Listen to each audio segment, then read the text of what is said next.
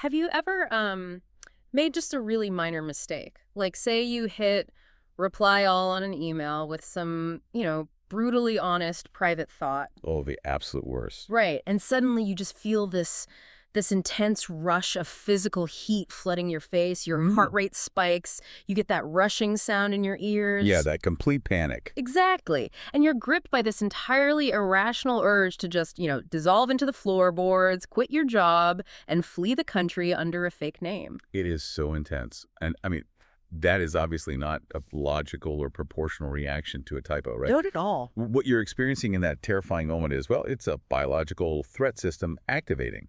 You are feeling the full, unmitigated weight of shame. And, I mean, you probably know that feeling intimately, long before you ever had the vocabulary to actually describe what was happening in your brain. Oh, absolutely. It's arguably the most visceral, blinding emotion we are capable of feeling. It's a totalizing experience. Yeah, the world just narrows down. It really does. When that heat hits you, your entire world narrows down to this single point of just agonizing self-consciousness. Right. And welcome to this deep dive, by the way. If you've ever felt that burning heat or wondered why a simple critique from your boss suddenly makes your entire identity feel like it's crumbling, you're in the right place. You really are.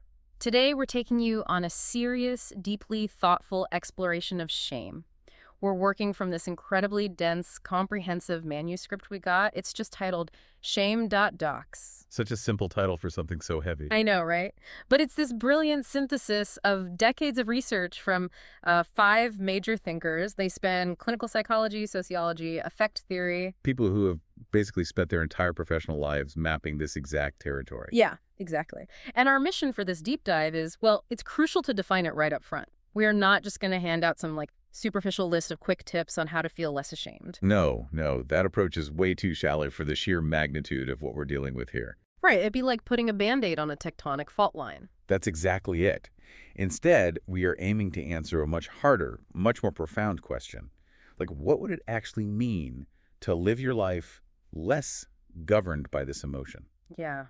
What does a life look like when you actually dismantle the architecture of shame? Exactly. Because despite how common it is, it remains one of the most powerful, least understood, and heavily disguised forces in our psychology. Okay, let's unpack this.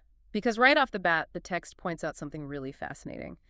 We tend to treat shame as just a passing bad mood, right? Yeah, like a temporary dip in self-esteem or something. Right. But the manuscript insists that shame is an active, organizing force. It's a lens through which you construct your entire reality. It fundamentally distorts how we process the world. I mean, it warps our sense of accountability, it hardens our pride into something really brittle, and it just completely poisons intimacy. It really does. But to understand the mechanics of how it does all that destruction, we have to untangle this massive category error that people make every single day. Right.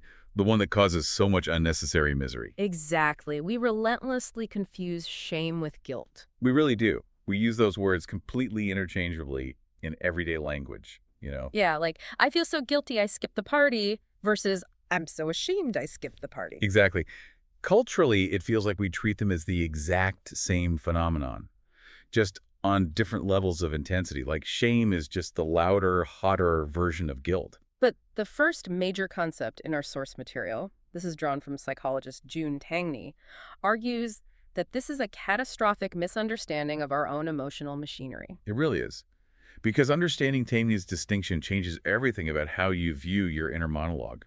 Her critical insight is about the object of the emotion. Like where the mind is pointing. Exactly. Where is the mind pointing when the emotion hits? In guilt, the mind points directly at the behavior. The internal voice says, I did a bad thing. So the focus is purely on the action. Right. But in shame, the mind leaps away from the action and points directly at your core identity. The internal voice says, I am a bad person for having done this. I did a bad thing versus I am a bad person. Wow. Yeah, that semantic difference might seem small, but structurally, I mean, it's an earthquake in the mind.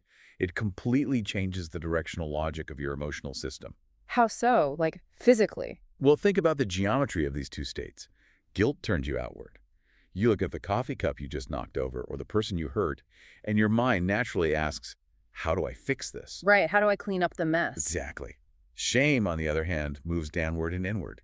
It miniaturizes you. It isolates you. So the mess on the floor doesn't even matter anymore. Right, because you become entirely consumed by the fact that you are the kind of clumsy, thoughtless idiot who ruins everything. It's like this scenario I was thinking about earlier. Imagine you're driving, right? You aren't paying attention. You hit a massive pothole and you blow out your tire. Okay, classic mistake. Yeah, the guilt reaction is pulling over, getting out, looking at the flat and saying, well, I really messed up. I was distracted, hit a pothole, and now I have a flat. I need to get the jack out and fix it. Right, and the shame reaction. The shame reaction is pulling over, getting out, looking at the tire, deciding that the entire car is a worthless piece of junk and just setting it on fire by the side of the road. Oh, man. That is a phenomenal illustration of what Tangney means when she writes that shame destroys proportion. It totally does. Guilt preserves the proportion, right? Yeah. You broke a tire, you fix a tire. Exactly. In the state of guilt, you are still standing in the moral world as an active agent. You recognize you have the capacity to repair what you broke. You are basically morally alive. And shame is morally sterile. Precisely. The mistake ceases to be a localized error. It metastasizes into undeniable evidence that you, at your core, are fundamentally defective. So you get so absorbed in watching your car burn that you abandon the journey entirely. The tire never even gets fixed. Never. The source text gives this really grounded domestic example of this that hit me hard, actually. Oh, the parent yelling at the kids. Yeah. A parent comes home exhausted from work, loses their temper, and yells over something trivial. Right. If the parent is operating from guilt, their internal monologue is, I had a terrible day, my stress got the better of me and I did a bad thing, now I need to go apologize to my child. Notice the resilience of the ego in that scenario, though. The parent remains intact enough to tolerate the discomfort of facing the child and admitting fault. Exactly. But the shame version of that exact same event is devastating. The parent yells, and immediately the thought is, I lost my temper. I am a horrible, toxic parent. I'm damaging my kids. And from there, the shrinking happens. They withdraw. Right. They go to a drink or hide in their bedroom because facing the child means facing the physical evidence of their own monstrousness. But wait, I have to push back on this a little bit. Okay, go ahead. I think a lot of people, maybe even someone listening right now who holds themselves to really high standards, might feel like intense self-punishment is proof that you care. Ah, I see where you're going. Right. Like, if I beat myself up relentlessly over losing my temper, doesn't the sheer severity of my self-hatred prove that I'm taking my role as a parent seriously? It's a fair question. Doesn't it show there's something noble in punishing yourself that hard? Well, that is an incredibly pervasive cultural myth. Mm. We have really romanticized self-flagellation. Yeah. We believe that the harsher the internal punishment, the more morally serious the person is. Right, because it hurts so much. But severity and usefulness are not the same thing at all. Tangney is actually quite blunt about this, and it can be jarring to hear. What does she say? She states, and this is a direct quote, I think shame is such a selfish emotion. It's all about me. Selfish. Oh, wow. That is a really tough pill to swallow. It is. I mean, when you are in the middle of feeling like the worst person on earth, the absolute last thing you feel is selfish. You feel like you're carrying the weight of the world's judgment. It feels terrible, yes, but look at the mechanics of attention here. Tangney is diagnosing the structure of the emotion. She's not insulting your pain. Okay, that makes sense. When you're sitting in your room consumed with the thought, I'm a monster, I ruin everything, who are you actually thinking about? You're thinking entirely about yourself. Exactly. You are utterly absorbed in the grand melodrama of your own injured ego. The suffering is very real, but that spectacular display of self-condemnation entirely distracts you from the actual person sitting in the other room crying. Oh, I see. You aren't looking at your child's wound. You're obsessively monitoring your own badness. Precisely. Wow. So guilt is productive specifically because it keeps the focus external. It keeps the spotlight on the other person. And shame is just this black hole that bends all the light and attention back onto your own self-image. You literally can't listen to the other person or apologize properly because you're drowning in your own awful narrative. And that inward spiral creates a really dangerous blind spot. Mm-hmm. People who are drowning in shame often do the least to actually repair the harm they've caused. Because they just withdraw to hide. Right. Or, even more destructively, they lash out and blame the person they hurt. The psychological weight of the bad self-verdict is so agonizing, the mind tries to offload it. Oh, so the parent might suddenly yell, well, if you had just cleaned your room, I wouldn't have had to yell. Exactly. They deflect. because accepting responsibility feels equivalent to accepting total annihilation of their worth. Man, that dynamic alone explains so many broken relationships. It really does. But the text brings up another layer to Tangney's work that I think is vital. We've been talking about shame related to actions, like doing something wrong. Right, the deed. But Tangney also writes about unfair shame. This is shame that has absolutely nothing to do with making a mistake. This is such an important distinction. Yeah, it's shame attached to societal stigma, marginalized identities, poverty, or just having a body or mind society has deemed inappropriate. This is a crucial expansion of the framework, really. It prevents us from reducing shame to merely a problem of individual conscience. Right, because sometimes the culture you live in has already pre-assigned disgrace to your sheer existence. Exactly. A person might experience profound shame simply for the color of their skin, their sexual orientation, their socioeconomic status, or a disability. And the profound tragedy of unfair shame is that it operates using the exact same psychological hardware as the shame of a wrongdoing. But there's no deed to separate from the self. Exactly. There's no apology you can make. You cannot repair the fact that you exist. You're just carrying a sentence for a crime you didn't commit. Yeah. If the shame is attached to who you fundamentally are, the geometry is completely broken. There's no outward action to take. The only task, as the text notes, is the incredibly difficult work of resisting those false societal verdicts. Right. But regardless of whether the shame is fair from a real mistake or unfair from stigma, the end result is the same. It creates a deeply internalized belief that the self is fundamentally flawed and unworthy. It does, which leads us to a really difficult reality. Right, which brings up a compelling question. If you are walking around every single day with a self that you believe is bad, how do you adapt to that? That's the million-dollar question. A mind carrying a bad self must feel incredibly vulnerable out in the open. How does the human brain survive the outside world when it believes it's fundamentally broken? And this is where the manuscript transitions from Tangney's foundational definitions into the clinical psychology of survival. It draws heavily on the work of Paul Gilbert here. Okay, let's get into Gilbert. So if Tangney separates the deed from the self, Gilbert is the one who explains the harrowing reality of what happens when that perceived bad self has to actually go out and interact with other humans. What does he say? Gilbert frames shame not merely as a private negative opinion you hold about yourself. He redefines it as a state of intense biological alarm. It is a threat system. Let's dig into that mechanism, because when we hear threat system, we usually think of a physical threat, right? Like a predator in the woods. Sure, like a bear. But the brain processes social threat with almost the exact same neurological intensity as physical threat. Really? Yes. Gilbert explains that shame involves an intense sense of the self as flawed, fused with the interpersonal threat of imminent rejection.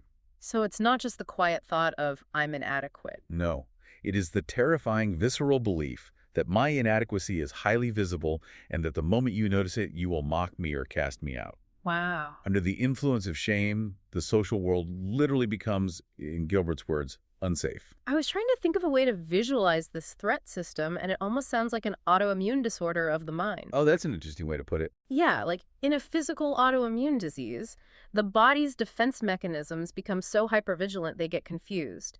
They start attacking the host's own healthy tissue just to preemptively destroy an outside infection that isn't even there.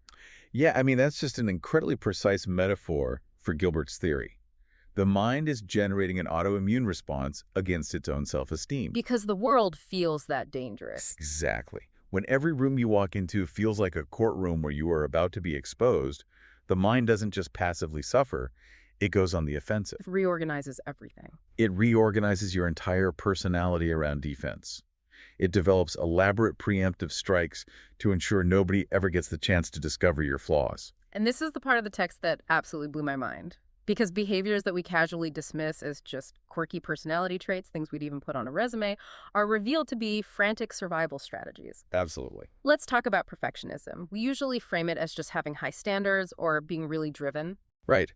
But in the context of shame, perfectionism is not about excellence. It is a shield. How so? If the core fear is that my flaws will cause you to reject me, the perfectionist's logic is mathematically simple. If I am absolutely flawless, you cannot find a flaw. And if you cannot find a flaw, you cannot humiliate me. Exactly. Therefore, perfection is the only way to guarantee my safety. They are polishing the armor so brightly that nobody can see the frightened person inside.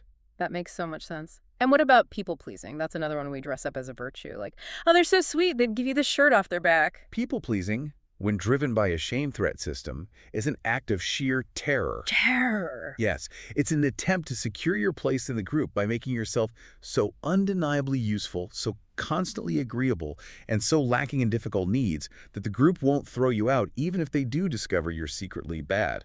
It's like paying a daily tax of self-erasure just to rent a little corner of belonging. Then the text swings to the opposite extreme, grandiosity. This is fascinating. Acting superior, boastful, arrogant, which looks like having way too much self-esteem, is actually a frantic refusal of feeling like you're at the bottom. Right. The grandiose person is playing a dominance game because equality feels too vulnerable.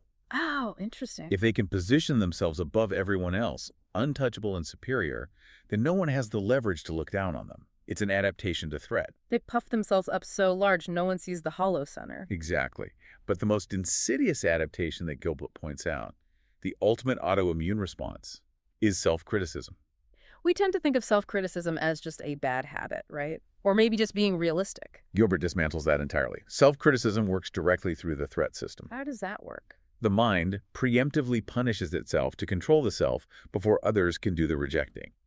The internal logic is, if I attack myself first, if I point out my own stupidity, your criticism won't hurt as much. I'll beat you to the punch. Exact. So what does this all mean for the person actually living it? It means the tragic irony of shame is that you become your own most vicious bully so nobody else gets the satisfaction of doing it first. Yes. You construct a torture chamber in your own head, and you play both the prisoner and the executioner. You see this dynamic so clearly in highly driven environments too, like the chronically self-attacking student who gets a 98 on an exam. Oh, that's a perfect example. They cannot access a single drop of joy about the 98. They obsessively fixate on the 2 points they lost, berating themselves because those 2 points represent a crack in the armor where humiliation could enter. Or consider an executive who gets gentle, constructive feedback from a mentor and processes it as unmitigated contempt. Right. Their threat system is so hyperactive, they're scanning for danger before it even appears, interpreting neutral data as hostile. The manuscript uses a phrase from Gilbert that is deeply haunting. For the person locked in this state, there is no safe place either inside or outside the self. Because the outside world is populated by critics waiting to expose you, so you retreat inward. But the inside world is governed by a cruel dictator who hates you. Exactly. It's exhausting just contemplating the caloric energy it takes to maintain that defense system. It really is. How do you even begin to help someone who is trapped in a mechanism like that? It requires immense patience, because Gilbert shares a clinical finding that is deeply unsettling and completely counterintuitive. What did he find? He discovered that for highly shame-prone people, warmth, compassion, and gentle reassurance are not just ineffective, they are actively terrifying. Wait, really? Terrifying? Yes. That seems entirely backward. I mean, if you are starving for acceptance and someone finally offers you genuine warmth, isn't that exactly the medicine you need? You would think so. But remember the autoimmune metaphor.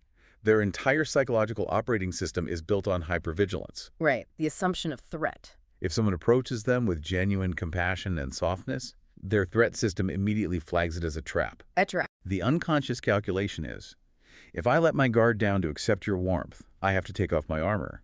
That leaves me exposed. And my whole life has taught me that exposure equals humiliation. Exactly. Therefore, your kindness is a trick designed to make me vulnerable so you can destroy me. Oh, wow.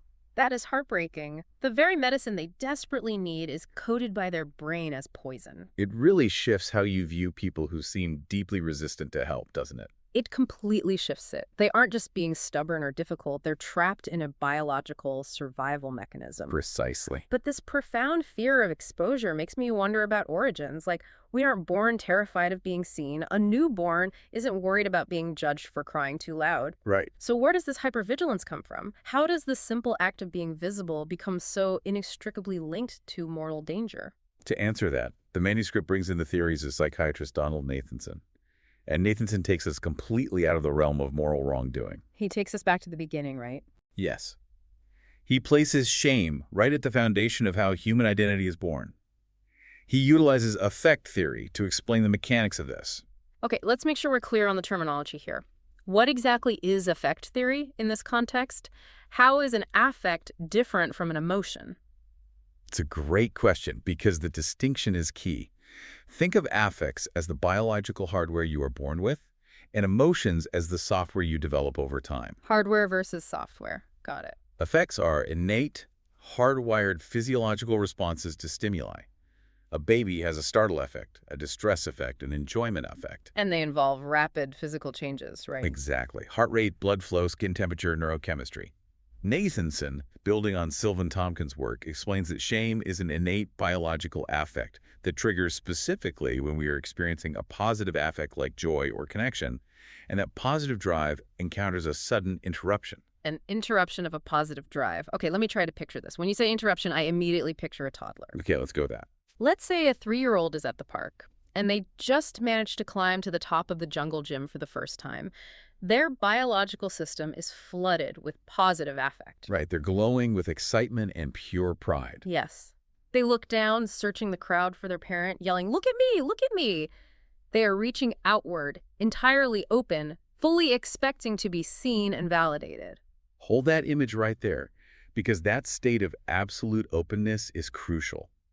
The self is entirely externalized. The child's biological arousal is high, dopamine is flowing, their posture is expanded. Right, but then the parent is distracted. Maybe they're arguing on their phone, or they're just exhausted. They don't look up. Instead of smiling back, they snap, "Not now. Get down before you fall. You're being too loud." That is the interruption. Exactly. The positive affect hits a brick wall.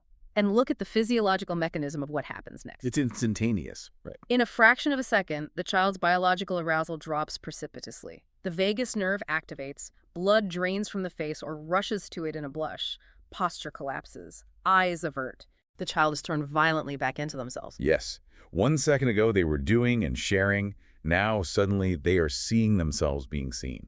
And the way they see themselves being seen is as a nuisance, as inadequate, as foolish. That sudden, agonizing collapse of expected connection, that physical deflation, is the biological birth of shame. That sudden shift from doing to seeing yourself being seen, that is such a profound way to describe self-consciousness. It really is. And it's not just toddlers on jungle gyms. That exact same biological sequence happens to us as adults all the time. Oh, constantly. It's the awkward teenager who finally works up the courage to flirt, puts their heart on the line, and just gets laughed at. Or the professional who speaks up passionately in a boardroom, expecting their idea to be embraced, and is met with dead silence and raised eyebrows. Yes, it's any moment where the human heart says, "Look at me, value me, receive me," and the world bluntly replies, "No." What's fascinating here is how Nathanson theoretically pairs shame and pride. We usually think of them as opposites, don't we? Culturally, almost always. Yeah. Pride is the winner's circle, shame is the loser's corner.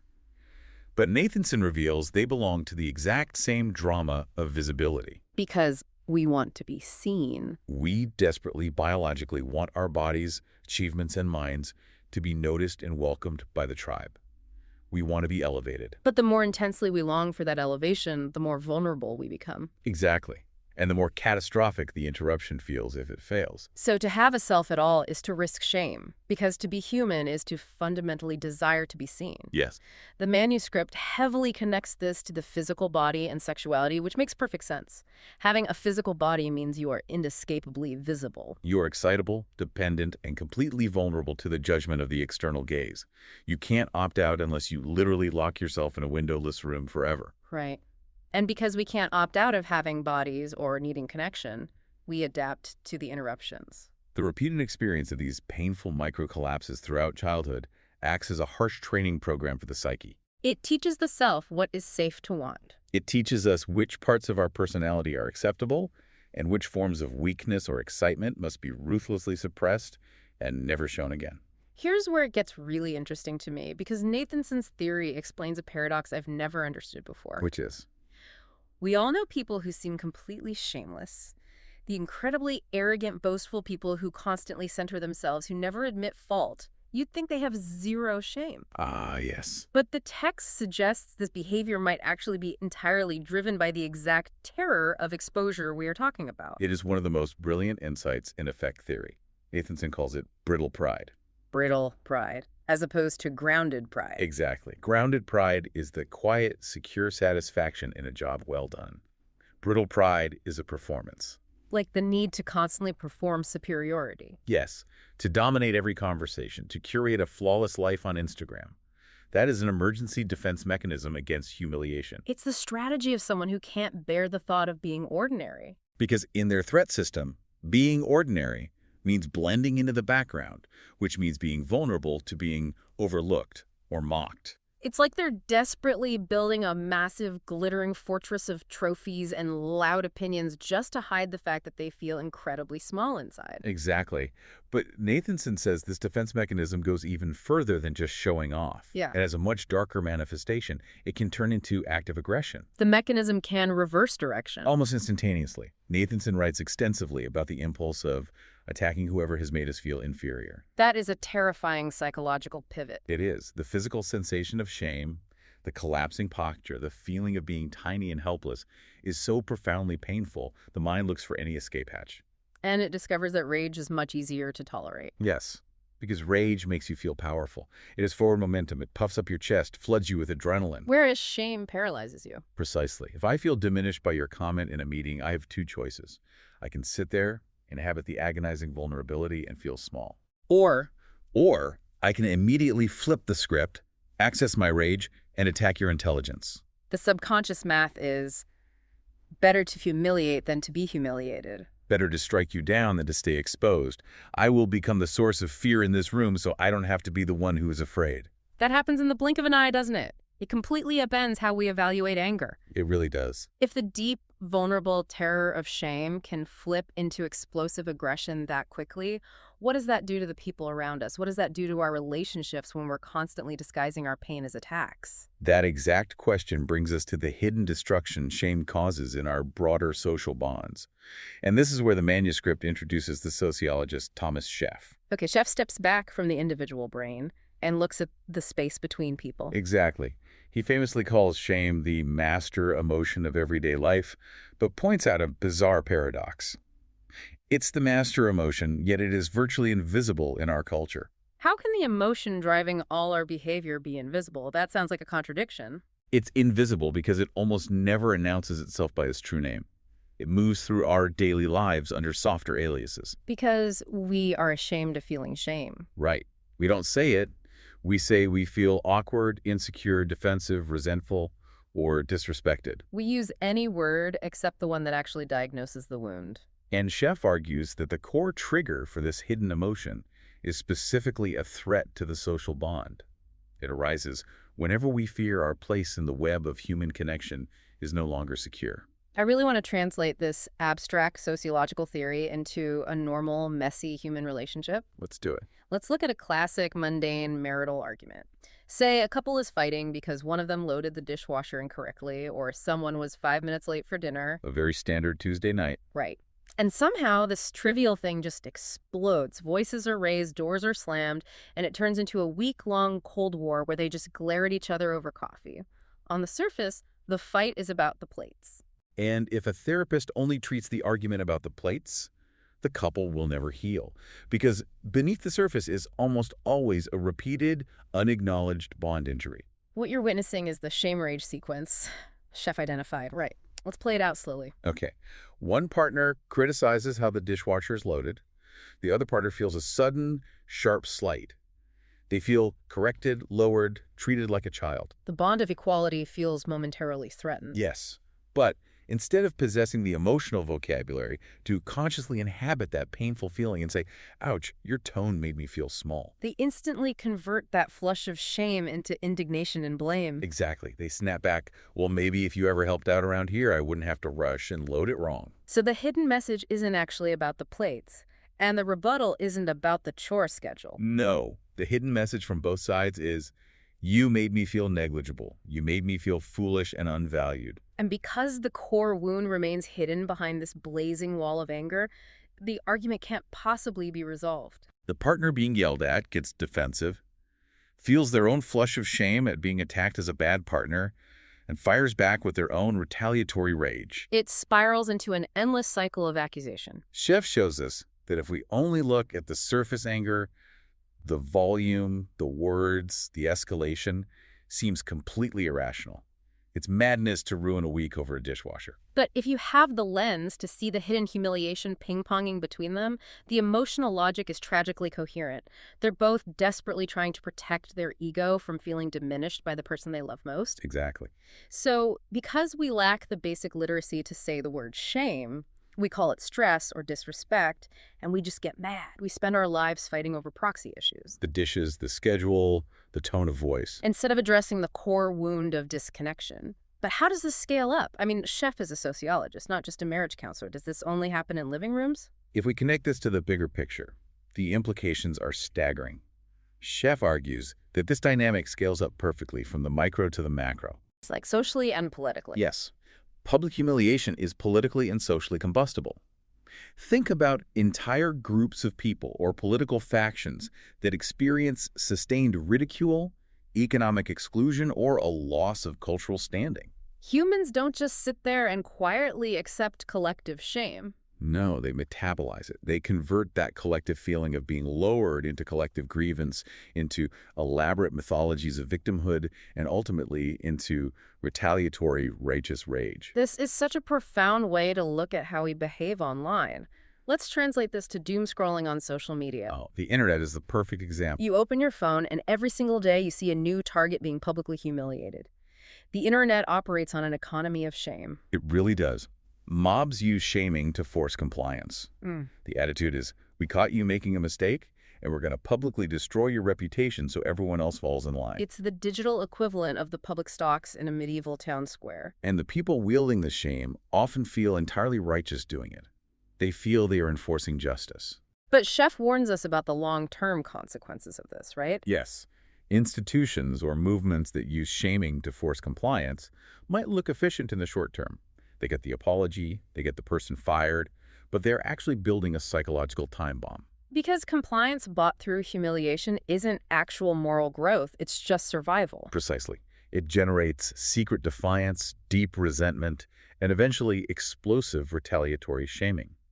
The shamed group regroups, consolidates their anger, and waits for their turn to become the humiliator. We look around at our modern culture and wonder why everyone is so perpetually enraged, why every minor disagreement escalates to maximum intensity. Scheff would argue it's because our society is absolutely saturated with hidden, unprocessed humiliation, and we have zero public vocabulary for it.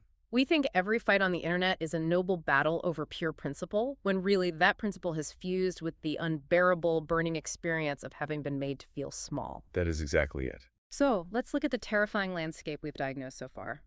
We have Tangney showing us the category error that tricks us into believing our core self is bad. Right. We have Gilbert showing how the brain builds an internal threat system that makes our own minds unsafe.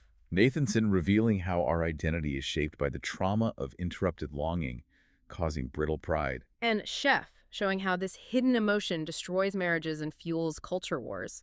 It's an incredibly bleak, heavy picture. It is very heavy. How do we finally put a name to this in a way that regular people, not just clinicians, can understand and use to stop the bleeding? This is exactly where the final thinker in the manuscript enters. Researcher Brené Brown. Okay, Brown. Her role here is unique. She's proposing a fundamentally new clinical mechanism. Her genius lies in translation and synthesis. She gave everyday people the vocabulary. Yes, she took these incredibly dense academic concepts and distilled them into a public language of vulnerability.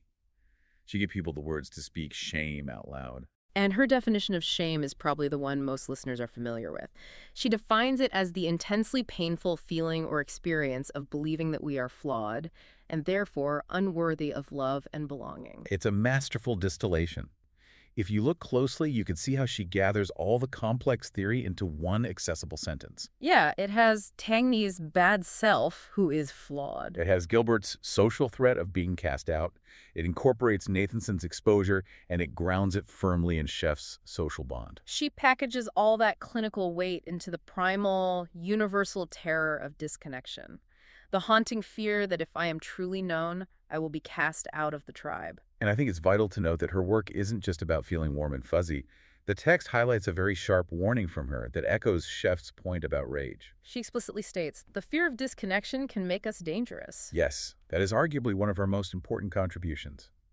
It refuses the sanitized idea that shame merely makes people quiet and pitiable. Because we are biologically terrified of losing our belonging, we will do terrible things to secure it. We will lie, perform, throw others under the bus, dominate, and attack. The violence we see in the world is often just the frantic thrashing of people terrified of being disconnected. The lengths we'll go to just to secure a place in the tribe. She uses this metaphor that perfectly encapsulates how this operates. The petri dish. Ah, the petri dish. She argues that if you put shame in a petri dish and douse it with secrecy, silence, and judgment, it grows exponentially. It thrives in the dark. Secrecy is shame's absolute non-negotiable requirement for survival. If nobody knows your flaw, the shame gets to dictate the entire narrative in your head unchallenged. The threat system runs unchecked. Right. And Brown's revolutionary counterclaim is that shame cannot survive empathy. Okay, I want to pause here and clarify something because I think this concept gets heavily distorted by pop psychology. Oh, absolutely. People hear shame cannot survive empathy or embrace vulnerability, and they interpret that as a mandate for reckless oversharing. Yes, the trauma dumping. Right. They think it means I need to go on TikTok and broadcast my darkest secrets to anonymous strangers to get sympathy. But that is not what she means, is it? This raises an important question about the profound difference between true empathy and mere exposure. They are not the same thing. Exposure without safety actually deepens the trauma, doesn't it? It does. If you share a deep vulnerability in an environment of judgment, which the internet almost always is, and you are mocked or ignored, you have just severely reinforced your threat system. You've given your brain undeniable proof that the world is unsafe, and exposure equals humiliation. Exactly. So empathy isn't just about the act of disclosure. It's entirely dependent on the receiving end. Empathy heals because it fundamentally alters the emotional ecology of the moment. Yes.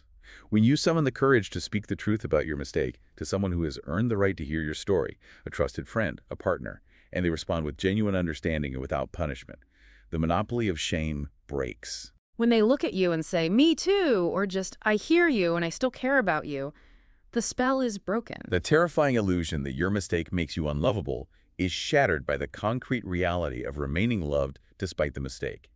Empathy literally starves the petri dish. Okay, so we've traversed this incredibly dense, exhausting psychological landscape. What does this entire synthesis tell us about the actual path out? How do we move toward healing? The manuscript gathers all these insights into a cohesive vision. And the first thing it explicitly clarifies is what healing is not. Healing is not about achieving a state of shamelessness. Right, because as Nathanson taught us, shamelessness is just brittle pride. It's just a disguise for aggression. And beyond that, human beings actually need a conscience. We need moral pain when we cause harm. We need tact, humility, and sensitivity to the social bond. The goal isn't to walk through life completely impervious to others like a sociopath. Exactly. The opposite of shame, the manuscript argues, is not pride or shamelessness. The opposite of shame is dignity. Dignity. I love that word. It has such a quiet strength to it. How does the text define dignity here? It defines dignity as the ability to remain a full person under the pressure of limitation, correction, and failure. Meaning your fundamental worth isn't annihilated by exposure. Yes. You can be seen, you can be flawed, you can make a terrible mistake, and you can still remain worthy of connection. Dignity allows you to tolerate guilt without collapsing into the black hole of shame. The text outlines 5 major movements toward this state of dignity.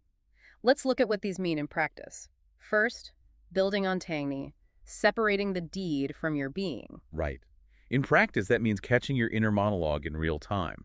When you mess up a presentation at work, it's the discipline of stopping the thought, "I'm a failure," and manually correcting it to, "I failed at that presentation and I need to prepare better." It is insisting on your own moral agency. Second, building on Gilbert, we have to reduce the internal persecution. We have to shut off the autoimmune disorder. And that involves recognizing that self-compassion is not a weakness and is not an excuse to avoid responsibility. It is the only way to turn down the biological threat system so you can actually look clearly at your life.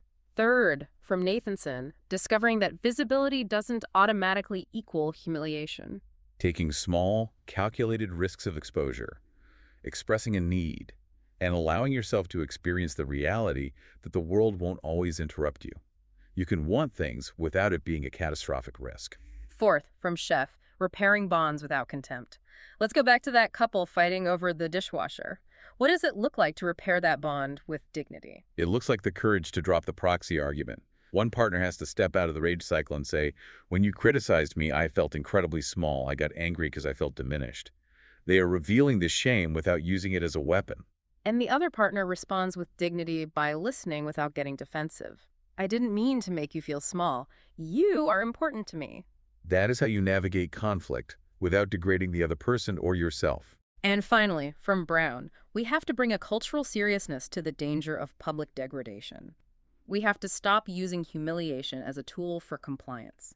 Because true, lasting accountability is only actually possible if the self doesn't have to completely disappear in order to admit a mistake. You have to remain intact enough to look the person you hurt in the eye. That is the absolute core of it. You must remain intact. The lifelong task is to prevent the self from being globally condemned every single time it is seen, corrected, or disappointed by the world.